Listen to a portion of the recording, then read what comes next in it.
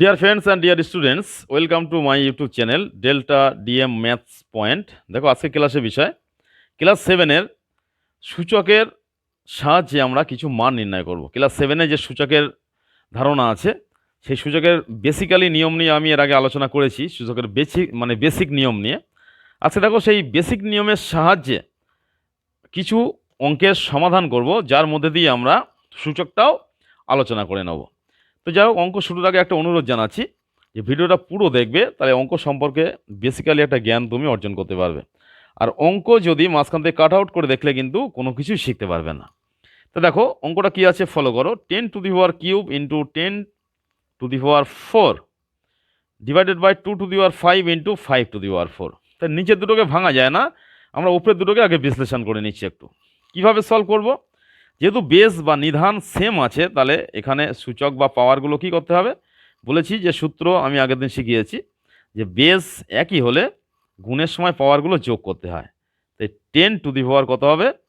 3 + 4 divided by, যেমন 2⁵ আছে into 5⁴ আছে, সেটাকে আমি বসিয়ে দিলাম। এখানে কি সূত্র অ্যাপ্লাই করলাম? সূত্র অ্যাপ্লাই করেছি a⁴m ইন্টু a⁴n যদি হয়, তাহলে কি হবে? গুণের সময় বেসটা একই থাকলে পাওয়ারগুলো যোগ হয়ে যায়, m + n। এইভাবে কিন্তু বিষয়গুলো হয়। তাই কত হবে এবার? তাহলে দেখো ইকুয়ালস টু কত হচ্ছে, 10⁻, কত হবে? 3 + 4 মানে 7 ডিভাইডেড বাই 2⁵ আছে এবং 5⁴ পরস্পর রেখে দিলাম। এবার ক্যালকুলেশনটা কিভাবে মুভ করছে দেখো, নিচে 2 আর 5 আছে, তাই আমি 10টাকে 2 আর 5-এর আকারে ভেঙে নিচ্ছি। 5 × 2 = 10। পাওয়ারটা 7 আছে, বাইরে দিয়ে দিলাম। নিচে কত আছে? 2⁵ ইন্টু 5⁴ ইকুয়ালস টু, তাহলে এই যে পাওয়ারটা, যেহেতু এটা গুণের আকারে আছে, সেজন্য দুটো সংখ্যার মাথায় কিন্তু চলে আসবে। তাই 2⁷ ইন্টু 5⁷ ডিভাইডেড বাই 2⁵ ইন্টু 5⁴। এবার কি করতে হবে? ইকুয়ালস টু, এবার দেখো যাদের বেসটা সেম আছে সেইগুলোকে আমরা ভাগের সময় পাওয়ারগুলো কি হয় বলেছি, ভাগের সময় পাওয়ারগুলো বিয়োগ হয়। তো এখানে যদি বেসটা সেম হয় তবেই কিন্তু বিয়োগ হবে। তাহলে এখানে বেসটা 2 আছে, এখানে 2 আছে, তাহলে এই পাওয়ারগুলো বিয়োগ হবে। 7 - 5 ইন্টু 5⁴, এখানে সেম আছে এই দুটো বেস, তাহলে 7 - 4 ইকুয়ালস টু কত? 2⁵, 7 - 5 মানে 2 ইন্টু 5⁴, 7 - 4 মানে হচ্ছে 3 মানে কিউব। তাহলে অ্যাকচুয়ালি কী দাঁড়াচ্ছে? এখানে দাঁড়িয়েছে 2⁵, মানে 2² ইন্টু 5⁴, মানে আরও বিশ্লেষণ করলে কি হবে? 2⁴ মানে 2 ইন্টু 2, 5⁴ মানে হচ্ছে 5টা 3-এর গুণফল। কি দাঁড়াচ্ছে তাহলে? 2 × 4, আর এখানে 4 × 5 = 20, 5 × 20 = 100, 5 দিয়ে গুণ করলে কত হবে? 500। তাহলে কত সহজেই কিন্তু দেখো আমরা অ্যান্সারটা পেয়ে গেলাম। কত হলো? 500 হলো। কিভাবে পেলাম? 2 × 4, 4 × 5 = 20, 5 × 20 = 100, 500 পেলাম। তাহলে কিভাবে অঙ্কটা সলভ করলাম নিশ্চয়ই বুঝতে পেরেছো। যদি অঙ্কটা কিছু শিখে থাকো তাহলে এই ভিডিওটাকে লাইক দিয়ে চ্যানেলটাকে সাবস্ক্রাইব করে পরিচিত নিকট আত্মীয়ের মধ্যে এইগুলোকে শেয়ার করে দেবে। তুমি যেমন সহজ পদ্ধতিতে অঙ্কগুলো শিখতে পারবে, তোমার পরিচিত বন্ধুবান্ধব তারাও কিন্তু সহজ পদ্ধতিতে অঙ্ক শিখতে পারবে। দেখো আমরা পরবর্তী অঙ্কে চলে আসছি। তবে পরবর্তী অঙ্ক আসার আগে একটা অনুরোধ জানাচ্ছি, আবার বলছি, যে তুমি সেই সময়ই ভালোভাবে অঙ্ক শিখলে যখন তুমি এই অঙ্কটা আরেকজনকে শেখাতে পারবে, তখনই কিন্তু তুমি ক্লিয়ারভাবে একটা অঙ্ক শিখলে। পরবর্তী অঙ্কটা কী আছে দেখো, 5⁹ ইন্টু 5⁶ বাই 5⁷। তাহলে কি বলেছি? দুটো সূত্র বলেছি, গুণের সময় পাওয়ারগুলো যোগ হয় আর ভাগের সময় পাওয়ারগুলো বিয়োগ হয়। একদম সিম্পল নিয়ম। ভাগের সময় বলতে a⁴m ভাজিতক যদি a⁴n হয়, তাহলে ভাগের সময় কি হবে? পাওয়ারগুলো বিয়োগ হবে। সেই নিয়মটাই কিন্তু আমি এর আগের ক্লাসে কিন্তু এই সমস্ত থিওরিগুলো আলোচনা করেছি। এখানে আরও একবার সূত্রটা দেখিয়ে দিলাম। তাহলে এখানে যদি বেসটা সেম হয়, এখানে এ এখানে বি, তাহলে কিন্তু হবে না, বেসটা একই হতে হবে। তাহলে এখানে যেহেতু বেস বা নিধানটা সেম আছে, তাহলে কি হবে বলেছি ভাগের সময় এই গুণের সময় পাওয়ারটা যোগ করতে হয়। তাহলে 9 + 6, নিচে 5⁷ আছে, নর্মালি বসিয়ে দেওয়া হলো, ইকুয়ালস টু কত হবে 5⁹ 9×6 = 15, নিচে 5⁷, ইকুয়ালস টু সাইন দিয়ে কি করব, তাই ভাগের সময় কি বলি, যদি বেসটা সেম হয় ভাগের সময় বলেছি পাওয়ারগুলো বিয়োগ করতে হয়, বা এগুলোকে সূচক বলা হয়, সূচকগুলোকে বিয়োগ করতে হয়। তাই 5⁵15 - 7 কত হবে তাহলে, ইকুয়ালস টু 5⁵, কত হলে 15, 8। তাই 5⁸ কিন্তু অ্যান্সার হলো। অথবা এখানে যদি ভাঙতে চাও তাহলে 5টা 8-এর এই মানে 8টা 5-এর গুণফল যা হবে সেটাই কিন্তু অ্যান্সার হবে। কত হচ্ছে দেখো একবার ভেঙে দেখা যাক, যেহেতু আমরা অঙ্কটা শিখছি বা শেখাচ্ছি। তাই 5⁸ এখানে অ্যান্সার লিখলেও কোনো ক্ষতি নেই। আর 5⁸ মানে কি সেটা আমি একটু দেখিয়ে দিচ্ছি।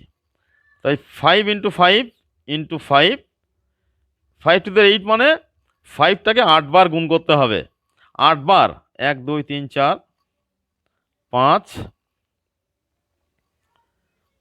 এখানে 6 7 8, 5 বার গুণ করলে কত হবে, 5 × 5 = 25, এখানে 5 × 5 = 25, এখানেও 5 × 5 = 25, এখানেও 5 × 5 = 25। তাই কটা 25-এর গুণফল, একটা দুটো, একটা তিনটে, 4টে 25-এর গুণফল। 4টে 25 গুণ করলে কত হয়, মানে কত দাঁড়াচ্ছে অ্যাকচুয়াল, তাহলে ক্যালকুলেশনটা দেখাচ্ছি দেখো, 25, এখানে 5 × 5 = 25, এখানেও 5 × 5 = 25, ইন্টু 25, একটা 5 আর একটা 5 মিলে 5 × 5 = 25, এখানে ইন্টু এই দুটো 5 গুণ করলে কত হবে 25। তাহলে এই দুটো দেখো মুখে মুখে আমি কত দূর আগাতে পারি, মানে গুণ করার চিন্তাভাবনা পরে করবে, আগে মুখে মুখে দেখবে তুমি কত দূর আগাতে পারছো। দুটো 25 গুণ করলে কত হয়, 25 25 গুণ করলে 625, ইন্টু এই দুটো 25 গুণ করলে কত হবে 625। 25-এর নামটা কিন্তু আমি শিখিয়েছি, বা বর্গমূলের নামটা শিখিয়েছি। 25 25 গুণ করলে 625 হয়, সেটা কিন্তু ক্লিয়ারভাবেই তোমাদেরকে বলেছি। এইবারে 625 × 625 গুণ করো, গুণ করে যেটা হবে সেটাই কিন্তু অঙ্কের অ্যান্সার হবে। হ্যাঁ, তাহলে 625 × 625 এই দুটো সংখ্যা গুণ করলে আমরা কত পাচ্ছি, 390, মানে 625। তাহলে দেখো কত সহজ পদ্ধতিতে দেখো আমরা মানে অ্যান্সারটা পেয়ে গেছি। তাই 3,90,625, কত সহজ পদ্ধতি দেখো আমরা অ্যান্সারটা পেয়ে গেলাম। তাই দেখো আমরা পরবর্তী অঙ্কে চলে আসছি। তাহলে এইভাবে সহজ পদ্ধতিতে অঙ্ক শিখতে গেলে বা অন্যকে শেখাতে গেলে কি করতে হবে, এই ভিডিওটাকে লাইক দিয়ে চ্যানেলটাকে সাবস্ক্রাইব করে পরিচিত বন্ধুবান্ধবের মধ্যে শেয়ার করে দিতে হবে। পরবর্তী অঙ্কটা কি আছে ফলো করো, 6⁴ × 3⁸ ডিভাইড বাই 3⁴12। তাহলে অঙ্কটা কীভাবে ক্যালকুলেশন করবো, আগে ভেঙে নেব সবগুলোকে। 6টাকে ভাঙলে কত হবে 3 × 2 2⁴ × 3⁸8 ডিভাইডেড বাই 3⁴12। তাহলে কি হচ্ছে, এবারে এই যে পাওয়ারটা দুটো সংখ্যার মাথায় চলে আসবে, 3⁴ × 2⁴ ইন্টু 3⁴8 ডিভাইড বাই কত আছে 3⁴12। আমি যে থিওরিটা আগে আলোচনা করেছি সেই থিওরি অ্যাপ্লাই করেই কিন্তু অঙ্কগুলো সলভ করছি। বলেছি বেস যদি একই হয়, এখানে 3 এখানে 2, এর বেসটা কিন্তু আলাদা। তাহলে এখানে যাগুলোর বেস সেম আছে গুণের আকারে থাকলে সেইগুলোকে আমি যোগ করে নেব। তাহলে গুণের সময় বলেছি পাওয়ারগুলো যোগ হয়, তাহলে একটু কাছাকাছি নিয়ে এসে লিখছি এগুলোকে যাতে করে তোমাদের বুঝতে সুবিধা হয়। 3⁴ ইন্টু 2⁴, এই 3⁴টাকে কাছাকাছি নিয়ে আসলাম। নিচে কি আছে 3⁴12 ইকুয়ালস টু, তাই গুণের সময় বেসটা সেম হলে পাওয়ারগুলো যোগ হয় বলেছি। তাই 3⁴ + 8 ইন্টু 2⁴ ডিভাইড বাই 3⁴12। এখানে কত হচ্ছে তাহলে 3⁴ 8 × 4 = 12 ইন্টু 2⁴ আছে বসিয়ে দেওয়া হলো, নিচে 3⁴12। ভাগের সময় দেখো নিচে থাকা মানে কি ভাগের আকারে আছে।